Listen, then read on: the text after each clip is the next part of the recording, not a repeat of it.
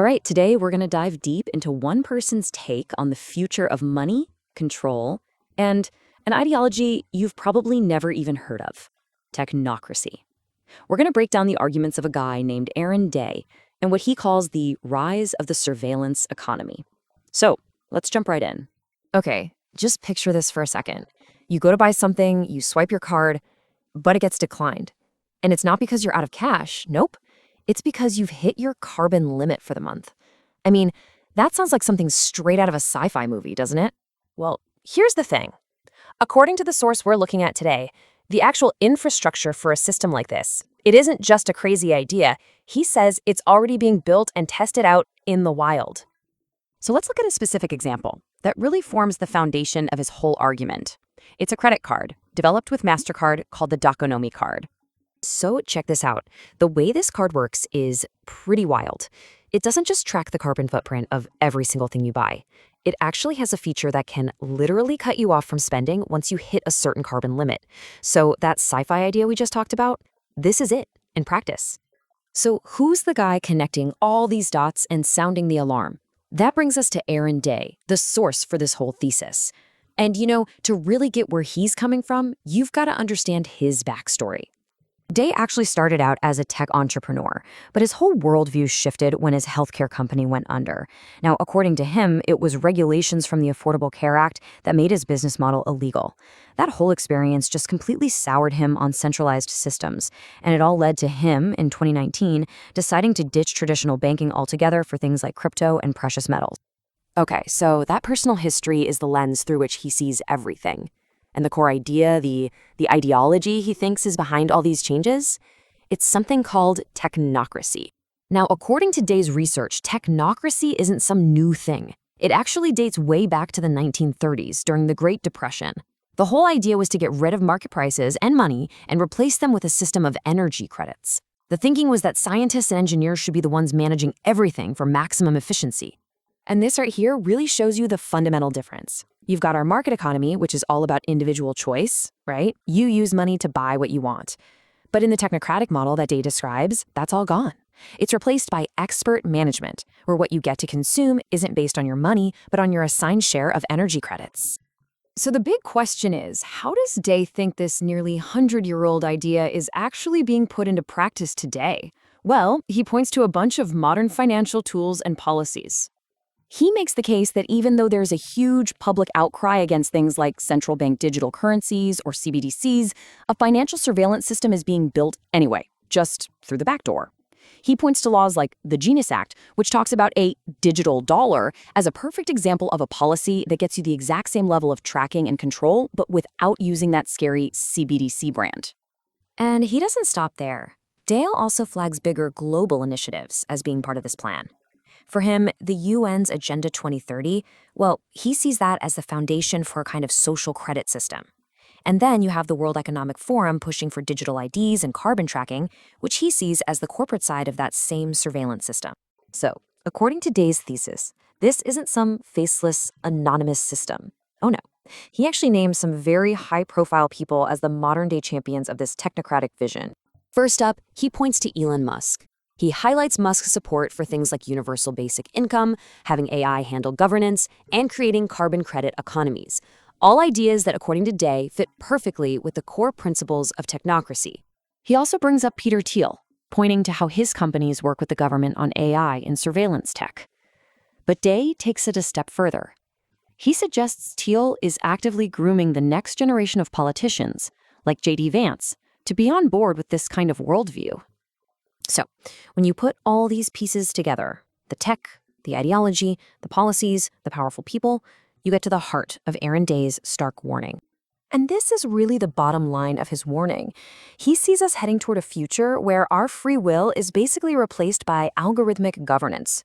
In this world, every financial move you make, your social behavior, it's all being tracked and managed, not by people you vote for, but by an AI.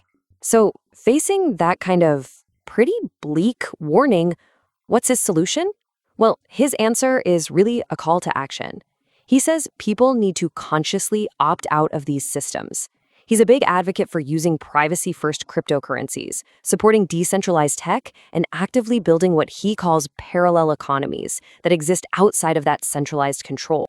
And that really brings us to the end of our breakdown of his thesis. Look, the source material we've gone through paints a really detailed and, frankly, challenging picture. It connects real-world tech and policies to this old ideology, and it ends with a pretty powerful warning. So the ultimate question it leaves for us is this. Is what we're seeing here a glimpse of the future, or is it a warning from the French? And that, of course, is up to you to decide. Welcome to the debate. Our source material today is, well, it's presenting a thesis that's pretty consequential. It concerns the rapid rise of what's being called a global technocracy. This is supposedly being driven by a convergence of financial surveillance, mandatory digital IDs, and systems for carbon tracking. So the core disagreement we're going to get into is, I think, really fundamental. Is this alignment of global systems, is it a deliberate ideological revival of the 1930s anti-market technocracy movement?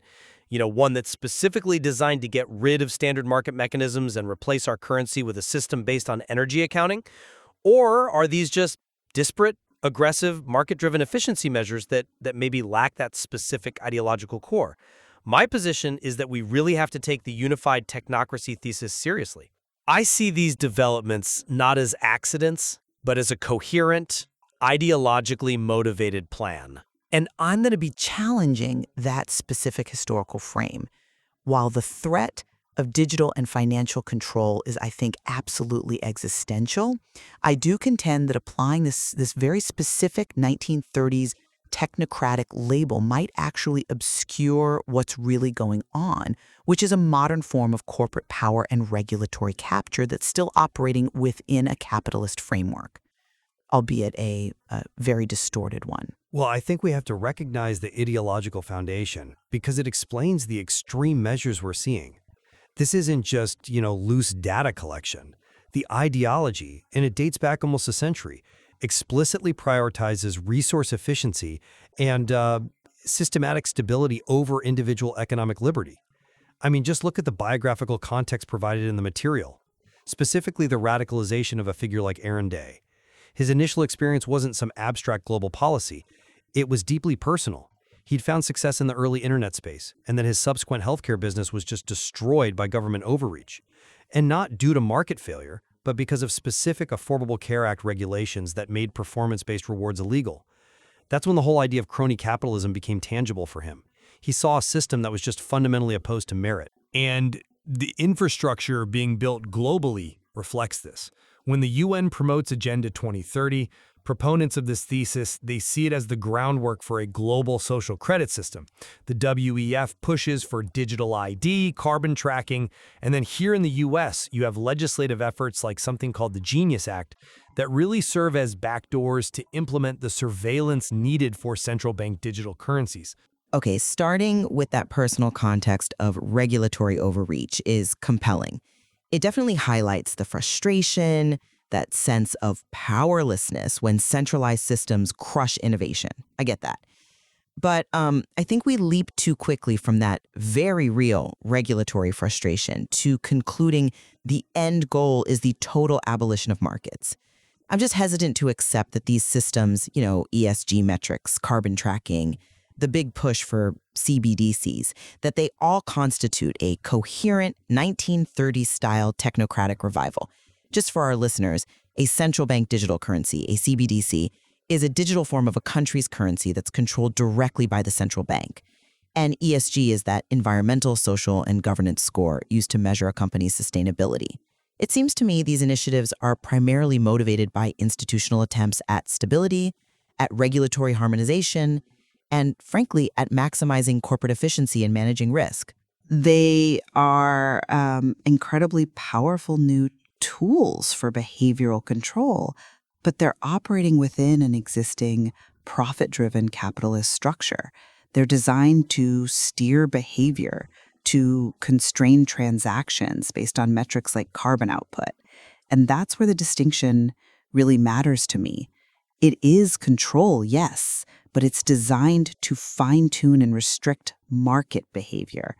It does not represent that fundamental transition from, say, debt-backed money to energy-backed money, where the entire unit of account is different. If they aren't actually replacing the dollar with the kilowatt, I'm just not convinced we're talking about 1930s technocracy. But that's just it. That definitional requirement, the shift to energy credits, is precisely what makes the evidence we have so compelling. Because the mechanism for energy-based accounting is already being built directly into our current financial architecture. That, to me, confirms the thesis. Let's focus on MasterCard's Doconomy card, which is highlighted in the material. This system literally enforces transaction limits once a preset carbon threshold is met.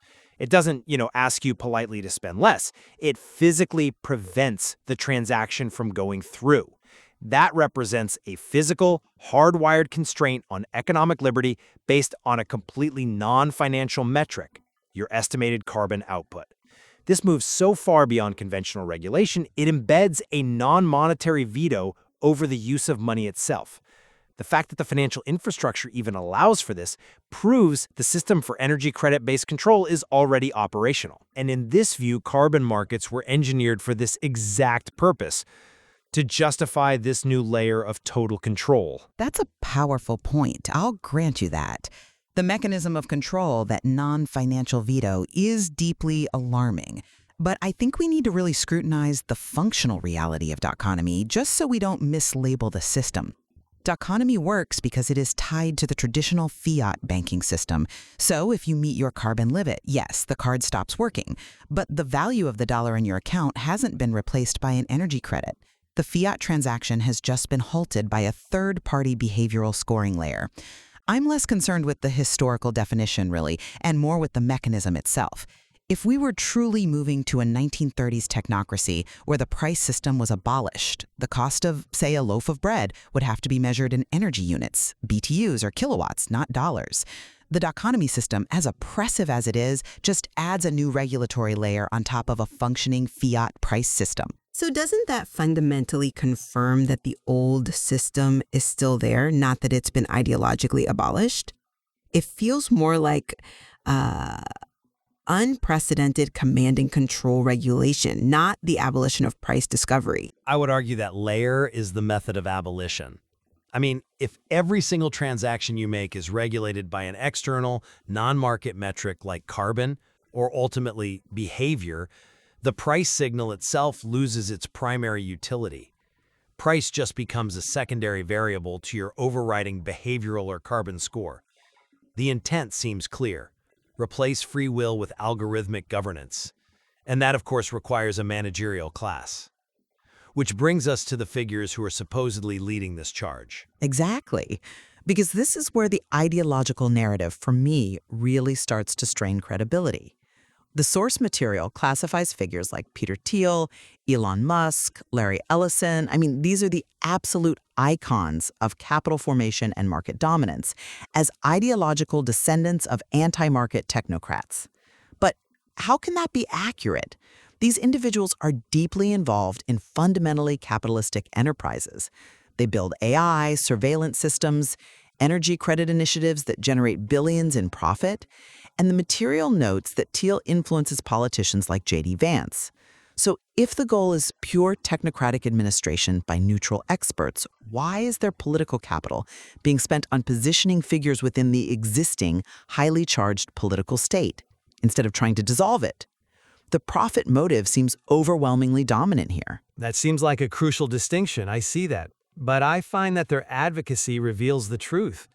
Their business models operate within capitalism, yes, but their proposed societal solutions, like universal basic income, advanced AI governance, structured carbon credit economies, these are classic technocratic responses. UBI, for instance, it's designed to manage a huge segment of the population that's been made economically obsolete by the very technologies these guys develop. They aren't trying to eliminate the state. They are merging the state and the corporate apparatus into a single entity designed for ultimate efficiency, a managerial regime. They use AI and surveillance not just for profit, but to manage resources and people efficiently. And that is precisely the goal of the original technocracy. They are the new managerial class. The fact that they're leveraging capitalist systems just proves they're adapting the means to achieve the foundational ideological end. the comprehensive management of society by experts. Okay, I can accept the framing of these figures as a new global managerial class seeking efficiency and control. I still struggle, though, with the notion that their goal is to replace the price system itself, rather than just capturing and manipulating it for maximum power. Let's turn to global institutional intent, which you said is crucial. You argue that frameworks like UN Agenda 2030 and WEF initiatives were engineered with the specific intent to justify the abolition of fiat money. Can you explain the mechanism there? For instance, what exactly is the Genius Act? Right. So the Genius Act is just one example of the legislative maneuvering needed. It's an appropriation bill here in the U.S. that includes language allowing the Federal Reserve to implement the digital currency systems, the technological rails required for the surveillance structure, the specific intent embedded in all these frameworks, from ESG scoring that dictates capital flow to these legislative backdoors, is to replace individual economic free will with algorithmic management. The whole narrative of global sustainability acts as the moral justification for deploying this control infrastructure, and this is why Day's thesis strongly suggests that individuals have to make a conscious decision to opt out entirely, to build parallel economies through things like crypto and precious metals. I mean, if the intent wasn't total control, why would the only alternative require total secession? I see the power of that argument, I do. But let's look at the drivers here. While the outcome is undeniably increased surveillance, attributing all these global frameworks to a singular 1930s ideological blueprint, it risks overlooking the complexity of the motivations. I'd argue that many elements pushed by the WEF, for instance, are driven by powerful corporate interests seeking to reduce political risk, to enforce global standards, and ensure predictability for massive capital investments. This effort to capture markets and enforce supply chain obedience is profoundly oppressive, yes, but it's fundamentally different from a historical technocracy whose core principle was replacing the price system with energy accounting. The goal is market dominance, not market abolition. But if the outcome of market dominance is the ability to place non-market constraints on all transactions, I mean, if corporate control effectively means total transactional control based on your behavior, the functional difference becomes negligible for the individual. The managerial class wins either way, regardless of whether they call the new currency energy credits or carbon-constrained dollars. I agree that for the individual, the freedom is curtailed regardless of the label. But the label matters because it dictates how you fight back. If we're fighting a classic 1930s revival, the focus has to be on preventing the change in the currency's basis. If we're fighting a new hybrid of corporate state authoritarianism that weaponizes the existing currency, the focus has to be on decentralizing the financial rails themselves. So to summarize my view, the evidence overwhelmingly shows a clear, very disturbing trend toward deep financial surveillance and digital constraint enforced by a state-corporate alliance. But I maintain that framing this as a technocracy, defined by the historical energy accounting system, might be too narrow. It could be misdirecting our attention from the new blend of corporate power and regulatory capture that operates within the existing financial paradigm. The threat is real, but the ideological root might be modern, not a revival. And I agree on the severity of the surveillance and the algorithmic steering of human behavior. But I remain convinced that the pattern, from the specific regulatory collapse of Day's business to the operational infrastructure we see in economy, it all points directly to the revival of a systemic ideological plan. This is not just sophisticated regulation. It is a plan to manage society through energy and behavioral credits, which is a necessary step in replacing genuine free will with AI-driven social management. The distinction, I think, illuminates the challenge. The material suggests the consequences of this ideology are already here, and the debate over its origin story, whether it's a 1930s revival or a modern authoritarianism, that ultimately dictates how we prepare for what's coming. Indeed, it forces us to define the precise nature of the threat. Is it the abolition of markets or the perfect capture of markets? And either way, the urgency of exploring decentralized systems and building these parallel economies remains absolutely critical. Precisely. And there is certainly much more to explore in the source material regarding how these systems, regardless of their ideological root, affect the core foundations of freedom and finance. Okay, let's get right into this. I want you to imagine a world where all these huge, complex systems, the ones that are being built with, the best intentions. For sustainability, for efficiency. Exactly. Systems for maximizing how we use resources on a global scale. Now, what if those very systems were, at the same time, building the perfect infrastructure for total granular financial control? It's a heavy thought. Right. What if your ability to actually spend money wasn't just tied to the number in your bank account, but to something completely different, like, say, your personal carbon footprint, your energy allowance? And that is the incredibly provocative and, I think, deeply challenging question at the absolute heart of the sources we are deep diving into today. It just completely shifts the conversation about the future of money. It does. It moves it from, digital convenience and fintech apps to ideological control. Absolutely. So today, we are immersing ourselves in a pretty comprehensive and, frankly, quite alarming analysis that's been put forward by Aaron Day. We've got a significant stack of his material, and it all details what he sees as the rapid and very deliberate rise of a global technocracy. And a big part of that is the threat he sees in central bank digital currencies, or CBDCs. And how all of these forces are kind of converging into what he explicitly calls the surveillance economy. Our mission for this deep dive is, I think, really clear.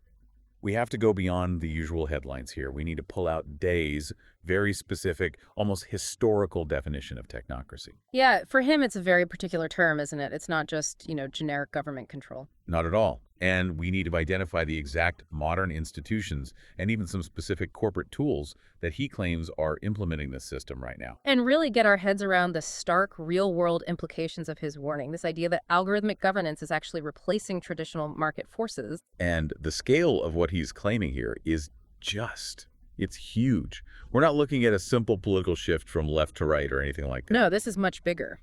Day is arguing that we are watching a fundamental ideological revolution in how the entire world economy operates. A move away from the, messy, decentralized world of markets and prices. The world we know now, a system where money is based on debt, on collateral, on shared belief. And a transition toward a system of resource management, one that's dictated by a scientific and engineering elite who, above all else, prioritize optimization. It's not just a change in the tech. It's a change in the entire philosophy of governance. This is really the highest level of systemic critique. So the claim is that the ideology driving global sustainability and all these efficiency efforts is, in a way, a mask. Intentionally masking a profound shift to total centralized resource allocation.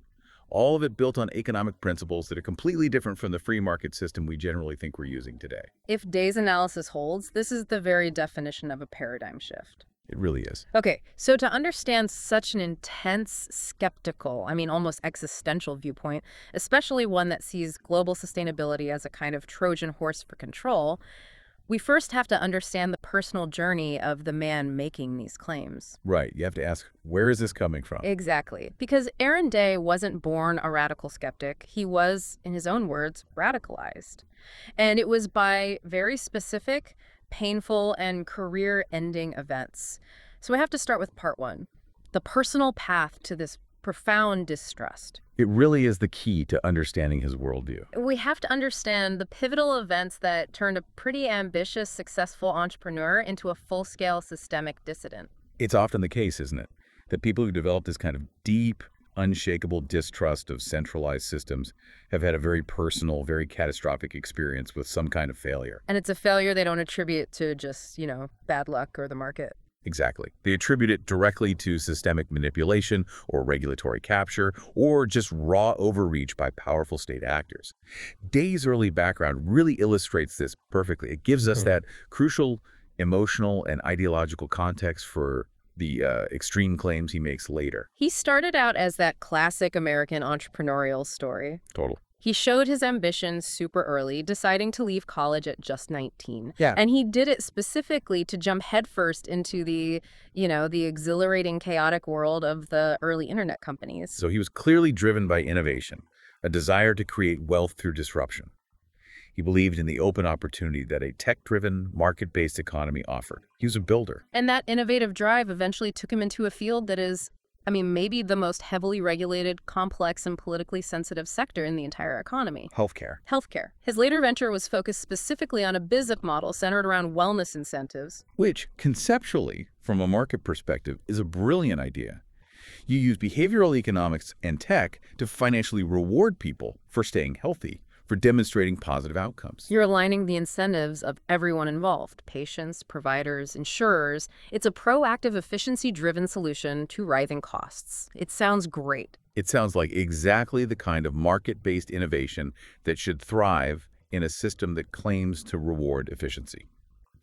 Here is the specific trigger event. Yeah. The regulatory lightning strike that Day points to as the moment his foundational faith in the system just completely collapsed. Right. His company's entire carefully constructed performance-based rewards model was essentially invalidated, made financially unviable, basically overnight, by incoming legislation. And this is the crucial defining detail of this whole origin story. We really need to slow down and unpack the mechanism of that failure. Okay. Day didn't just fail because he had a weak product or, consumer tastes changed. He's adamant that his business model was essentially outlawed. Wow. Or at least made financially impractical, because a centralized, top-down government action fundamentally and suddenly changed the entire regulatory landscape. Yeah. And he points the finger directly at regulations that came from the implementation of the Affordable Care Act, the ACA or Obamacare. So help us understand that. What was the mechanism of failure there? How did the ACA, which everyone thinks of as being about expanding coverage and regulating big insurers, how did that specifically destroy a small business built on wellness incentives? Well, Day's analysis points to two main regulatory shifts that the ACA imposed. First, there's just the new massive regulatory complexity that came with all the mandated coverage rules and benefit definitions. It was just overwhelming. Okay. His specific business model is all about micro-targeting rewards based on individual performance and, compliance with wellness goals. It was a performance-based system. But the ACA, in its effort to standardize coverage and protect consumers from, say, arbitrary benefit denials, it imposed these really rigid rules about what could be considered a compliant wellness program. And critically, how those incentives could be legally structured. So the incentives themselves, which were the whole point of his company, his value proposition, they suddenly became legally hazardous, or just too complicated to even administer under the new framework. Precisely. The regulations effectively mandated a kind of one-size-fits-all approach to certain parts of health plans. And that made the hyper-customized, dynamic, performance-based reward structure his company relied on either illegal or just economically unfeasible. So to comply, he would have had to completely gut his own business model. He would have had to entirely restructure. Yeah, he would have lost his core competitive advantage. And on top of that, Day argues that the immense compliance costs and legal uncertainty disproportionately benefited the already massive established insurance corporations. Of course. The ones who had the big legal departments and the infrastructure to navigate all that new complexity. And the consequence for him was devastating. A total company collapse. He watched firsthand what he explicitly calls crony capitalism and government overreach. So for Day, the system he'd believed in, the one that was supposed to foster innovation and reward hard work, it instead used regulatory force. So sensibly for a good cause. Right. But it used that force to destroy his business while potentially benefiting the larger established players who could navigate or maybe even helped write the new rules. That is a deep foundational blow to your trust in both government and the whole fiat financial structure that supports that kind of state control. I can only imagine. When you dedicate years of your life to an entrepreneurial dream and that dream just vanishes, not because the market rejected it, but because a centralized mandate just redefined what was legal. It has to profoundly, maybe irrevocably, alter your perception of who is really in control of the economy. And for today, this experience translated into an absolute deep-seated distrust of the fiat financial system, a system that's managed by and dependent on centralized authority. And a conviction that this authority is fundamentally corruptible and punitive toward genuine innovation. So his response wasn't to just, try again in a new field with fewer regulations. Well, He shifted his entire life toward fighting for what he defined as core liberty principles. And that's why he ultimately joined the Free State Project in New Hampshire. he literally relocated. He moved there specifically to promote individual liberty, minimal state interference, and critically, the widespread adoption of cryptocurrency. He saw it as a way to build an alternative, decentralized system entirely outside of that regulatory capture zone. It's a literal, physical opt-out strategy. choosing to move to a jurisdiction that defines itself by its emphasis on minimizing state interference and maximizing individual freedom. And he took that defiance to the absolute ultimate level around 2019, making a decisive and very public break from the legacy financial system. This wasn't just a political affiliation for him, it became a total lifestyle choice, which really demonstrates his commitment to his philosophy. Yeah, the sources note that he completely abandoned traditional banking. He stopped using standard fiat currency dollars, checking accounts, credit cards, and made a choice to conduct all of his commerce using only crypto and precious metals. Which is not an easy thing to do. No. And this wasn't a financial preference or some speculative investment. It was a pure ideological commitment to living outside the centralized banking system. It was based on his profound distrust in the stability of fiat systems and the perceived agenda of centralized control to use finance as a tool for social engineering and ultimately for punishment. That step is just crucial for understanding the radical nature of his thesis. Yeah. He isn't just a commentator. He's someone who has personally taken this enormous leap of decoupling from the very system he critiques. Right. It establishes his credibility, at least within these sources, as someone who isn't just theorizing about the dangers of financial surveillance. He's actively living a life resisting it, and it's driven by a very specific and painful personal history rooted in a systemic regulatory change that just destroyed his life's work.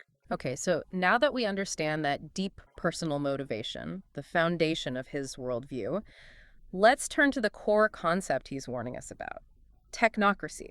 Right? And this isn't just a generic term for, centralized, powerful government control, which is how we often use it loosely today. He defines it as a very specific historical and ideological blueprint. He's reaching back almost a century to define the threat he sees emerging right now. This is part 2. Exactly. Day grounds his definition not in contemporary political science or recent tech trends, but in a specific academic and ideological movement that originated right here in the United States back in the depths of the Great Depression in the 1930s. So that historical grounding is essential. It is, because it defines the precise mechanism of control, the economic structure, that he believes is being quietly implemented today. And it's something entirely independent of traditional capitalism or socialism. So what was the central problem that the original 1930s technocrats were trying to solve, and what's the non-negotiable feature of that blueprint?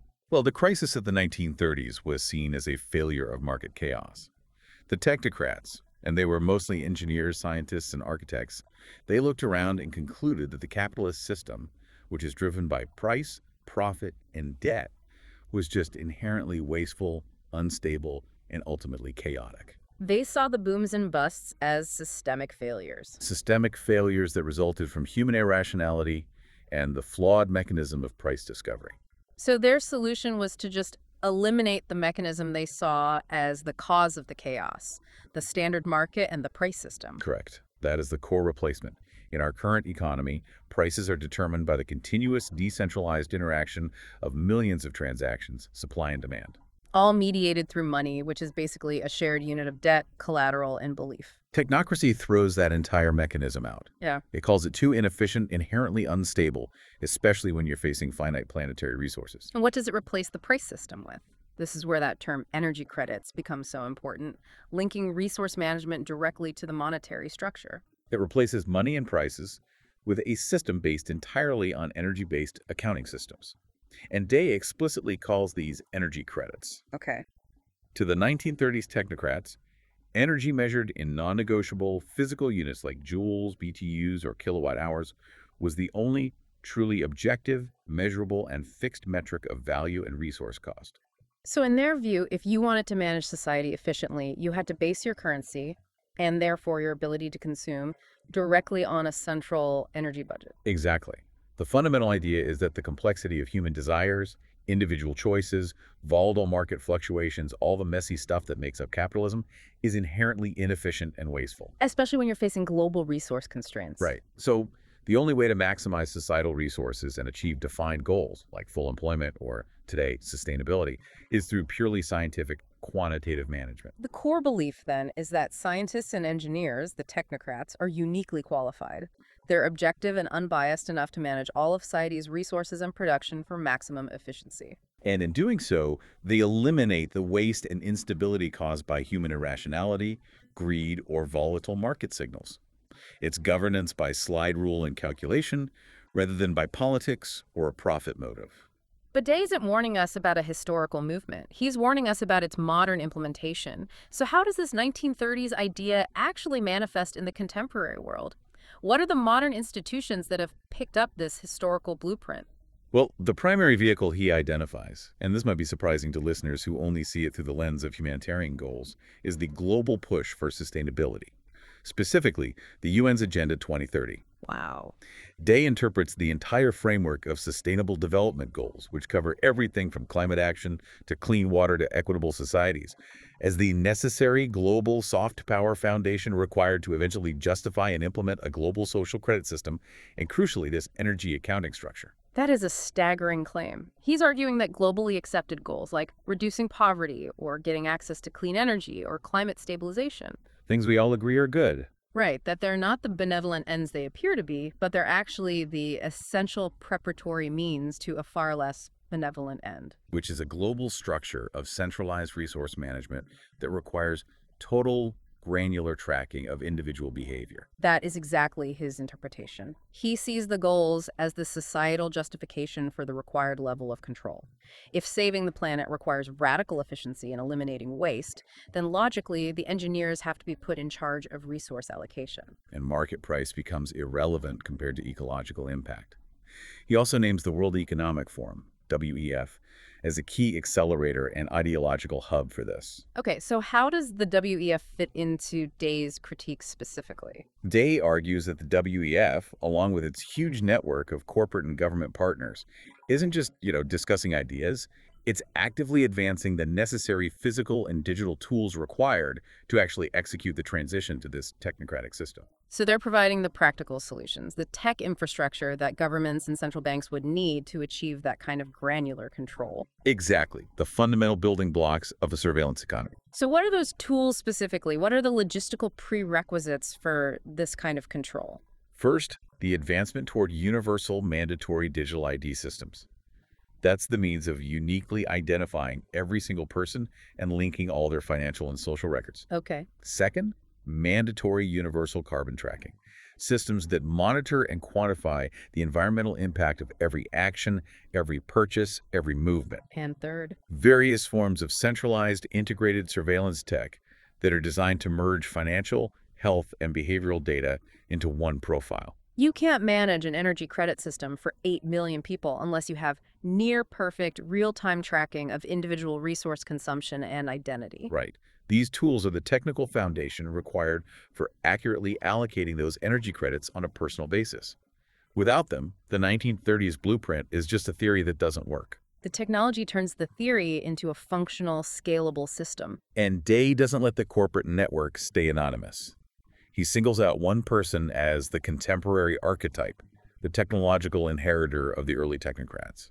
And that's Elon Musk. Yes. Why Musk specifically? I mean, he's often seen as a champion of innovation, though, often controversial. How does Day position him as a technocrat? Well, Musk fits that engineering visionary profile perfectly in Day's analysis. He's an engineer who has an unshakable belief that technology, systems, optimization, and scale can solve societal problems far better than political processes or decentralized governance or volatile markets can. Which is classic technocratic thinking. It is, and Day specifically cites Musk's promotion of key ideas that align directly with these technocratic control structures. Let's look at those ideas. The first one is universal basic income, UBI. UBI, in Day's view, creates a stable floor of financial dependence that's managed by the state. If automation and AI displace huge chunks of the population, UBI becomes the mechanism through which the state manages the social instability that results. So it ensures the population is maintained, but also fundamentally dependent on the central allocator. It fits perfectly into a planned, managed resource system. You trade your financial autonomy for basic survival security. The second idea is Musk's emphasis on AI governance. This is critical. Day sees Musk pushing for complex computational systems to manage society's operations. That's a direct heir to the 1930s technocrats who wanted engineers in charge. So today, the engineer writes the AI, and the AI manages the allocation of resources and potentially the governance of society. And it completely bypasses human political decision-making, justifying it all as the optimized solution. And the third idea is the aggressive push for carbon credit economies on a vast planetary scale. This is the bridge to the financial surveillance system. Carbon credits and carbon markets are the ultimate quantitative measure. They put a specific, non-negotiable value on the energy impact of human activity. So Day sees Musk promoting the very system that provides the ultimate metric, the energy accounting that dictates whether a transaction is even permissible or not. It's the convergence of hyper-technological solutions with centralized engineered social control. Day sees Musk as the modern technocrat par excellence, a figure focused on optimizing vast human and physical systems using engineering principles, often bypassing traditional democratic or market structures because he views them as inferior or inefficient. So if the 1930s technocrats wanted electrical engineers managing resource flow using BTUs, Right. the modern equivalent in Day's eyes is wanting AI systems built by software and energy engineers to manage human behavior using energy consumption and carbon footprint as the ultimate non-negotiable metric of efficiency. It's optimization applied directly to the human condition. And that level of optimization requires the infrastructure to enforce it, which brings us squarely to the financial architecture. That's part 3. Exactly. When we talk about financial control, the obvious centerpiece is the Central Bank Digital Currency, the CBDC. But Day argues that while the public discussion often focuses on that overt CBDC debate, Whether or not central banks should issue digital cash, the implementation of digital control is happening through less obvious, more subtle legislative and policy means. he sees that highly visible debate about an official named CBDC almost as a necessary misdirection, a distraction. So the real danger lies elsewhere. The real danger, he argues, lies in the subtle policies and legislative frameworks that are slipped in under different pretexts, often focused on improving financial efficiency, or combating illicit finance, or modernizing the payment system. So we should be looking for laws that don't explicitly say digital dollar, but that create the mandated digital rails for tracking and controlling any currency. Is that right? That's exactly it. He specifically calls out policies like the Genius Act, which he views as a subtle, backdoor implementation route for the foundational digital financial control infrastructure. Okay. The details of the act are dense, but Day's critique is that these kinds of policies mandate the type of data collection, standardization, and interoperability across all financial entities that are required for a future centralized surveillance system. Whether or not the ultimate currency is called a CBDC or just a tokenized dollar. That distinction is so crucial for the listener. This isn't necessarily about officially launching a new digital currency tomorrow. It's about strategically passing laws that grant the necessary surveillance, tracking, and control infrastructure that any future digital currency would inevitably plug into. So the tracking system is the real power structure, not the token itself. The plumbing is the policy. Once that infrastructure is mandated and mandatory for pretty much all financial interactions, the specifics of the currency become secondary to the inherent control mechanism. And Day views this incremental policy creep as pointing undeniably toward an inevitable, fully integrated financial surveillance regime. If every single transaction has to pass through a centrally visible, trackable digital layer, financial freedom is functionally eliminated. And what's the ultimate power that this regime gives them? It's not just tracking transactions, which, we deal with now with credit cards and online services. But way beyond that. It's the capability to limit, throttle, or even freeze transactions based on criteria defined by the central planners. And the justification for that limitation is what Day finds most alarming because it bridges finance and climate. Right. The sources indicate 2 main rationales for freezing or limiting transactions. The first is standard behavioral control, punishing certain activities deemed socially unacceptable or illegal. But the critical system-altering justification, which connects directly back to that technocratic ideal, is restricting transactions based on carbon output, on your allocated energy credits. And this is the practical daily mechanism that connects the global sustainability agenda directly to total financial control on an individual level. But a skeptic would argue, okay, Day is extrapolating a theoretical threat. Yes, we track data, but no one is limiting my spending based on the environment right now, are they? And that is precisely where Day drives his point home. He argues this capability is not some future theory. It is existing, concrete corporate reality. He uses specific, undeniable corporate evidence to demonstrate its current functionality. This is where the concept of corporate surveillance in action becomes immediate and real. Through the specific working example of the economy card. This is the smoking gun, in Day's view. We need to detail this thoroughly. Let's do it. This economy card example is maybe the most compelling and hard-to-dismiss piece of evidence Day uses. He details MasterCard's economy carbon tracking card. So this is a functional credit card product launched in partnership with a company called Economy, designed explicitly to integrate climate tracking into daily commerce. Explain the exact critical functionality of that card for our listener, because it really makes the abstract threat immediate and tangible. Okay. The Economy card is explicitly designed to monitor and calculate the environmental impact, the associated carbon emissions of your purchases in real time. So every time you buy something, Every purchase you make, from groceries to gasoline, is assigned a carbon value based on the merchant's category and the cost of the item. This carbon value is then deducted from your individual preset carbon budget. so it's not just reporting your carbon usage to you, like a health app reports your steps. No, it's actively enforcing a limit. And this is the critical distinction Day highlights. The system includes a specific, predetermined, and hard limit. The card limits, or stop spending, once an individual's preset carbon threshold is met. It is not a suggestion. It is a transactional restriction enforced by the payment processor itself. Let's just pause on that, like you said earlier, and let that sink in completely. That means if you hit your calculated environmental allowance for the month, maybe by buying too much red meat, taking a high carbon flight, or buying goods from energy-intensive manufacturing, The card simply ceases to function for subsequent high carbon purchases. regardless of how much conventional fiat money, dollars or euros you have in your linked bank account.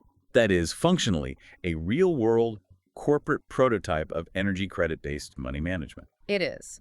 And Day argues this existing system proves several things all at once.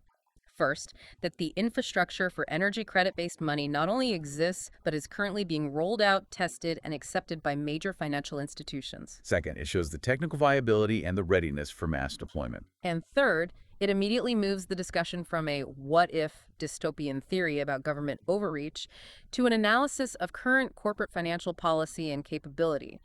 The infrastructure is already here. And this evidence leads us directly to Day's central, most alarming economic thesis, what he calls the Great Financial Transition. He believes that the entire contemporary sustainability apparatus, the global carbon markets, the pervasive ESG scoring systems, the constant political and media push for sustainability narratives. Was not merely created organically for altruistic climate purposes. Instead, he claims it was deliberately engineered to construct the necessary economic and social justification for total, centralized financial control. And this justification, the necessity of saving the planet through resource efficiency, allows for the profound conceptual shift he warns about. According to Day, we are rapidly transitioning from the world we know, based on debt-backed money, to a new system based on energy-backed money. This is the ideological core of the modern technocratic blueprint. We absolutely have to dive deep into that concept for the listener, because grasping the distinction between debt and energy as the backing of currency is the key to understanding this whole mechanism. It really is. So let's start with the system we're in now. What exactly is debt-backed money, and what does it mean to move away from it? Debt-backed money, or fiat currency, is inherently trust-based. It's built on fractional reserve banking. It is fundamentally created through credit and debt. Okay. When a commercial bank lends you money, they're essentially creating new money based on a promise, your promise to pay it back.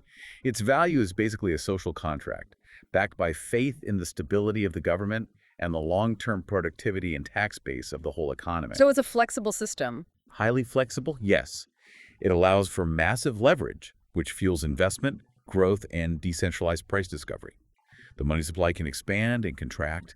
It's dynamic. Though that flexibility often leads to inflation or instability if it's mismanaged. Of course. But crucially, in this system, as long as you have the dollar figure in your bank account, you have the right to purchase virtually anything on the market. You're only subject to the availability of the goods and the decentralized price set by supply and demand. It's a messy, debt-driven, but ultimately dynamic and individual-driven system where the power to purchase lies with the holder of the currency. Right. But Day argues the new system, energy-backed money, is fundamentally different in both its structure and its control mechanism. It's based on resource scarcity and centralized allocation. Yes. Energy-backed money, or energy credits, fundamentally divorces currency from the traditional debt and credit cycle and from the human element of faith and promise. So its value is defined not by future promises of economic growth. But by physical consumption potential. Specifically, how much environmental impact or energy expenditure a transaction represents relative to a centrally planned fixed cap. So the unit of account shifts from a flexible dollar figure to a fixed, finite, quantified allowance, probably measured in carbon equivalents or BTUs. Exactly. The supply of money, or rather the supply of available energy credits, is fixed by the technocrats' predetermined global goals, like net zero targets. The whole system shifts from being one of price discovery to one of resource management. Where a centralized algorithm dictates who gets how much of the finite resource pie. And the mechanism of control is no longer inflationary or deflationary policy. The mechanism of control is consumption allocation. Okay, we need a clear analogy here to help the listener really get the difference. Under the current debt-backed system, if I wanted to buy a massive gas-guzzling truck, I just needed enough money. Right. And the price of that truck was determined by decentralized market forces plus taxes. The government's main power is to tax you or print more money, maybe causing inflation. Okay, now contrast that with the proposed energy-backed system Day warns about. The centralized algorithm decides if you deserve or if you have the remaining allowance for the energy budget required to manufacture, purchase, and operate that truck. And this decision is made irrespective of the millions of dollars I might have in my account. Your financial power becomes totally irrelevant if your carbon balance is zero. And that is the ultimate expression of the technocratic philosophy: optimization and efficiency over individual choice and freedom. The system ensures that resources are allocated optimally according to centralized global goals like carbon emission targets. But this sufficiency is achieved at the direct, non-negotiable cost of individual financial autonomy, unrestricted movement, and free consumer choice. The system cannot tolerate the waste and variability caused by millions of free-will decisions. And this profound and subtle shift from flexible debt-based trust to fixed energy-based control is what Day believes is being deliberately engineered through tools like the economy card, global ESG scores, and UN mandates. Let's move to part 4 now and look at the architects. Because Day argues this shift isn't happening anonymously, he points to specific, highly influential figures who he names as the modern technocrats driving this systemic change. Identifying the specific high-level power networks is key to giving his analysis teeth. It ties the abstract systems back to concrete individuals and corporations. And who does he name? He names 3 monumental figures in the tech, finance, and industrial space as the prime modern technocrats: Peter Thiel, Elon Musk, and Larry Ellison. So he sees them as the implementation layer, the people building the actual digital rails that will support this new energy-backed system. Yes, they are seen as the critical nexus point where enormous private capital, leading-edge technology, specifically AI, surveillance, large-scale data aggregation, and these energy credit initiatives all strategically converge with state power and regulatory bodies. They build the digital solutions that feed the government's desire for control and optimization. Essentially selling the tools of technocracy to the government. We've discussed Musk's ideological alignment, but what about Thiel and Ellison? How do they contribute to this architecture, according to Day?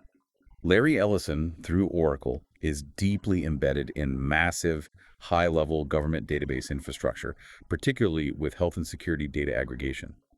His focus is on creating these vast, integrated, highly efficient data repositories that centralize information. So Day sees that as building the mandatory digital ID and surveillance backbone. Correct. And Peter Thiel, through Palantir and his venture capital interests, is focused on deploying cutting-edge AI and data analytics tools designed to predict, track, and optimize large populations or systems. So if Ellison builds the giant filing cabinet for all the data? Thiel builds the AI that analyzes the data to manage the society. Wow. And this is where Day gets very specific about Peter Thiel's political influence and strategic maneuvering. He sees it as the deliberate political arm of the technocratic movement. Okay, detail Day's specific claim about Thiel's political strategy. Day claims Thiel has been particularly instrumental in influencing and funding rising politicians who hold key strategic positions. He cites J.D. Vance, now a U.S. Senator, as a specific high-profile example. And the implication here is critical. It's not just about funding politicians who will, cut taxes or relax regulations. No, it's about strategically placing individuals into positions of legislative and executive power who are philosophically aligned with or institutionally dependent upon the algorithmic governance structure the technocrats are building and selling. So the idea is they're guaranteeing the political adoption of their own technology. It creates a self-reinforcing circular feedback loop. that technocrats build the tools, the AI, the surveillance, the digital ID, and their political allies ensure the regulatory environment is ready and mandatory to adopt them. Which guarantees the dominance of their centralized technological solutions in managing the economy and implementing this energy accounting. It's the ultimate merger of Silicon Valley optimization with Washington, D.C. policy. It creates a state-sanctioned technocracy overseen by a few powerful individuals and the sophisticated algorithms they deploy. And it allows control to be exercised through code and data rather than through visible political debate or messy democratic processes. Right. Okay, so let's bring it all back to Day's core message, his stark final warning. If all these pieces connect, the 1930s blueprint, his radicalization, the economy prototype, the political maneuvering, what is the ultimate societal outcome for the individual? The outcome, according to Day's complete thesis, is the inevitable realization of a global technocracy. In this future, human decision-making, transactional freedom, and even free will regarding commerce and consumption are systematically marginalized. They're treated as system errors or inefficiencies that impede optimization. And they are replaced entirely by algorithmic governance, precise, mandatory financial tracking, and pervasive AI-driven social management. It paints a chilling picture. A society that's optimized for resource efficiency and sustainability goals, achieving a sort of quantitative utopia. But where personal autonomy and the ability to dissent, to make an inefficient choice, or to opt out entirely, are fundamentally treated as systemic threats that have to be regulated or coded away. And because Day believes the system is not only dangerous, but is already largely operational and advancing rapidly, his focus shifts from just warning to providing a clear, actionable prescription. Right. If the system is closing in, what does he recommend the individual listener actually do to protect their autonomy and sovereignty? The explicit call to action is simple in concept, but radical in practice: to opt out. A radical disengagement from the debt-backed, centralized financial system now, before it fully transitions into the energy-backed surveillance regime where opting out will be logistically impossible. Because of mandatory digital IDs and tracking. And he provides specific practical methods for this resistance. He moves beyond mere philosophy into genuine life strategy. First, using privacy-oriented cryptocurrencies, which provide transactional freedom and anonymity outside the traditional government-mandated KYC banking system. He's talking about those currencies specifically designed to hide the transactional metadata, right? To ensure the user retains sovereignty over their financial activity. Exactly, preventing the data from being aggregated and fed into the AI governance machine. Secondly, supporting decentralized systems in general systems that distribute power, data, and infrastructure away from central nodes. Which makes them inherently harder for any single entity, like a central bank or a tech giant, to control or shut down. That includes everything from decentralized finance protocols to local supply chains, and perhaps most importantly for long-term survival, actively building and using parallel economies. Parallel economies are essential to the long-term opt-out strategy. They represent resilience and self-sufficiency outside the digital grid. And this means creating localized, resilient networks of trade, goods, and services that rely on alternative mediums of exchange privacy, crypto, precious metals, or even direct barter. And that operate entirely outside the sphere of mandated digital ID, centralized banking, and carbon tracking mandates. It is a long-term strategy for self-sufficiency and financial autonomy in the face of perceived total centralization. Day's point is that the system can only monitor what is flowing through its rails. Therefore, you must create a new set of rails. Exactly. This has been a deeply detailed and, frankly, unsettling deep dive into Aaron Day's analysis. Let's quickly reiterate the three most memorable specific points that stuck out for you, the listener. First, for me, it was that intensely personal trigger. Day's radicalization was cemented when regulations from the Affordable Care Act effectively destroyed his wellness incentive business. That's the genesis story that fuels his urgency. It taught him a brutal first-hand lesson about the punitive, centralizing nature of government overreach and the destructive reality of crony capitalism. Second, the core economic mechanism of control.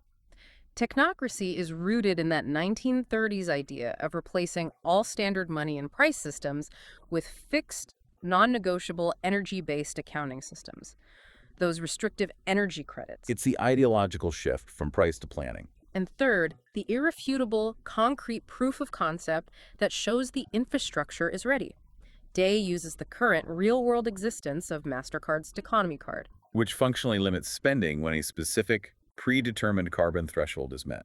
as definitive evidence that the financial structure for this energy credit-based money is already built and deployed by powerful corporate partners today. What Day forces us to consider is that profound economic conceptual shift. The idea that the seemingly benevolent global sustainability narratives have deliberately masked and justified the transition. From a debt-backed economy based on flexible credit, trust, and individual purchasing power. To an energy-backed economy based on fixed, centralized resource limits and mandatory surveillance. And this brings us back to the fundamental conflict that Day highlights. The relentless pursuit of ultimate societal efficiency and resource optimization. The foundational promise of technocracy inevitably comes into direct and non-negotiable conflict with individual choice, human spontaneity, and personal financial autonomy. The system simply cannot have both. So, here is the provocative thought Day's thesis leaves us with, something for you to mull over long after this deep dive ends. If AI governance and energy credit systems are designed to manage planetary resources optimally and save the environment, what happens to your individual life? Your choices, your consumption, your movement? What happens when the algorithm, which has no emotion, only optimized targets, decides that your specific behavior is inefficient, wasteful, or simply unnecessary for the global plan? And it has the integrated power demonstrated by systems like Economy to restrict your ability to transact. Day suggests the only answer is to start building a parallel world now. A world where the algorithm has no jurisdiction, where the individual retains absolute sovereignty over their data and their financial life. Something to think about as you navigate the digital world and decide how much of your life you allow the central systems to track and, ultimately, to control. Thank you for diving deep with us.